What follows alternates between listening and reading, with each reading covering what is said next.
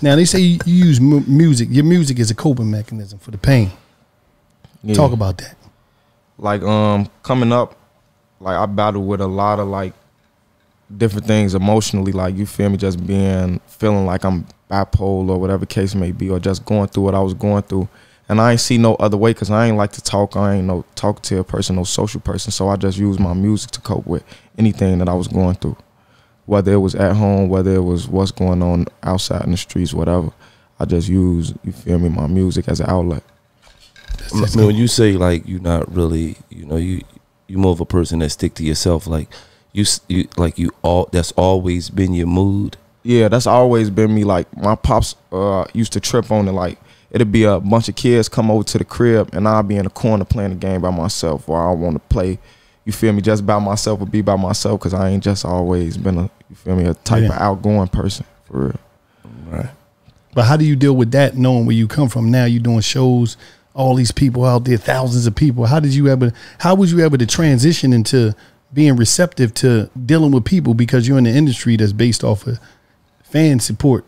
Because my love for music, like, helped me to understand it. Like, okay, that's what I'm doing, and me just appreciating my fans getting me to where I'm at. So I just be humble with it. So that's what made it be a easier transition. But it still is a little crazy, because I can remember a time back when I'm just in the hood, or before I came up, where only people who know me gonna come up to me. Now I'm in a setting, it's 50 different people. They got their grandma on FaceTime, uncle on FaceTime. Yeah. Like, hey, talk to them real quick. I'll be in blue sometimes, but it come with it. So you just gotta take it with a grain of salt. Absolutely.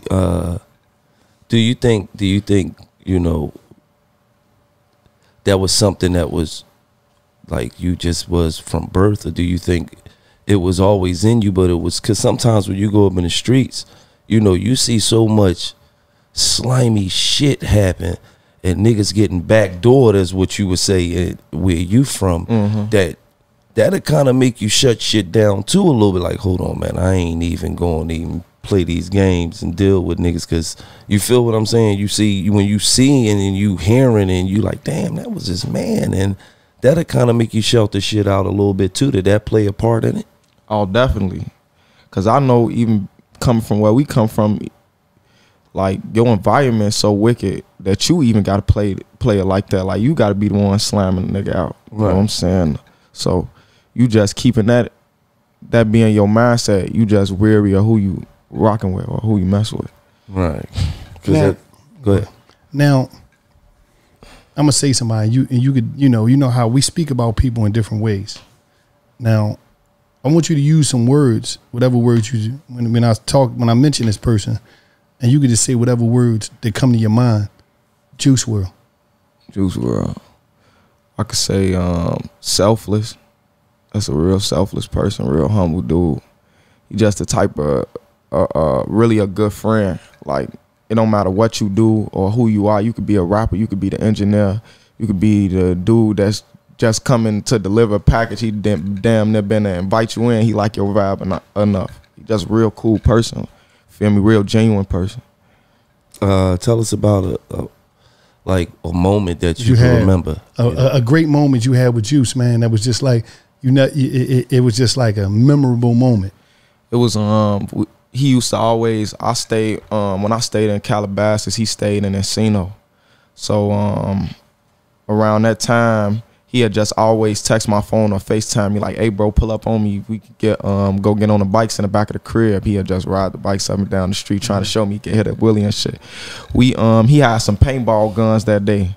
So we was out there fucking with the paintball guns. It's like a little street sign we was aiming at. Yeah. Everybody shooting at that bitch. We fucking it up. Police come down the driveway and everybody gets taken off. Y'all in a rich neighborhood. This is a rich ass neighborhood. Y'all Juice gets to taking off and shit. We all running the house and shit. I'm just dying laughing. This shit just funny as hell to me, because I'm like, we really doing this in some, like you say, a rich ass neighborhood, running from the police.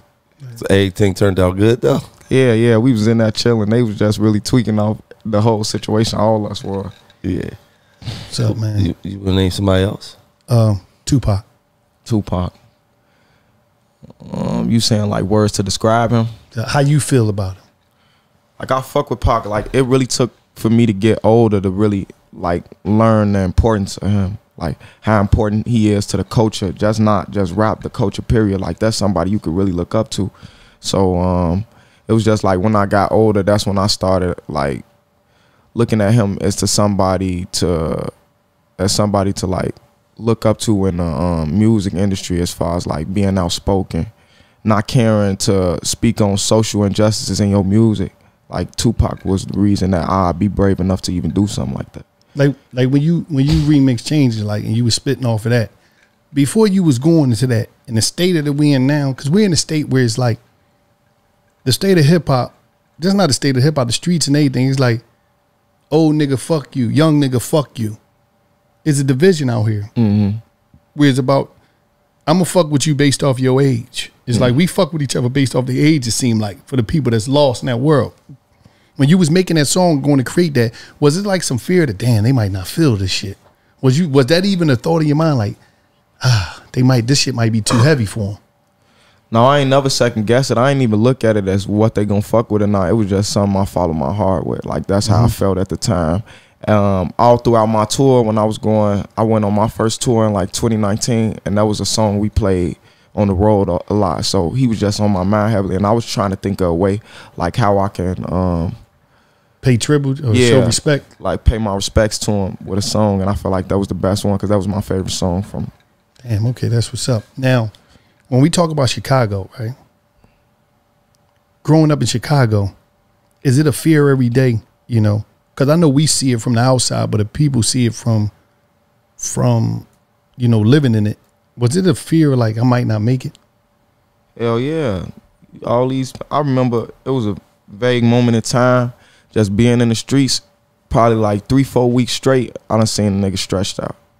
Whether it's me going past a crime scene, me actually being on the block where a crime going on, like, you feel me? You actually seeing it. You seeing it on the news. You seeing it on social media. So it's just embedded in your mind that, damn, anything can happen. I might not see the mob, but you feel me, try to hope for the best. But in the city, it's really depending on the area that you coming from.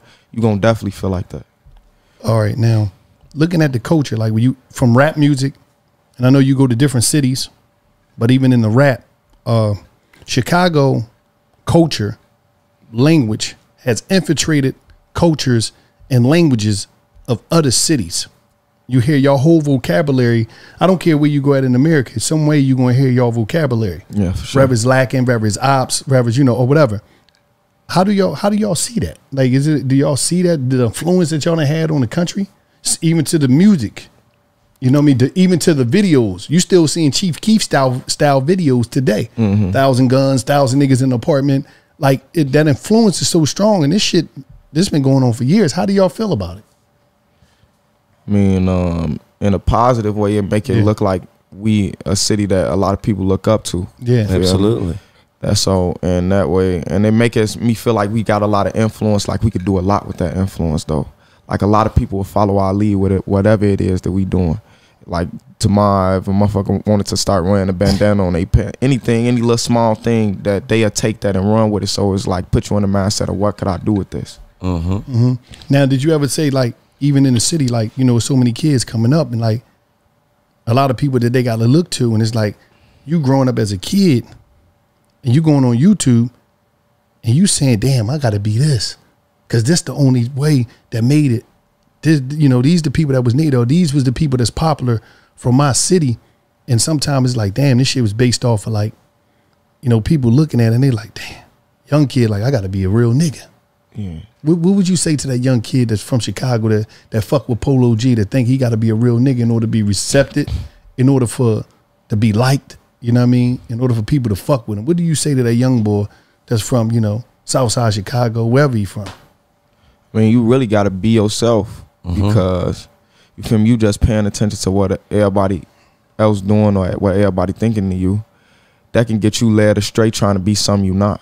Feel me? And a lot of that play out of people wanting to fit in. A lot of that play out of self-love too. Like a person that ain't taking the time to figure their own self out. Right. So they rather be everything or do everything that really ain't even in their mindset for real. They just doing it because this is what they see.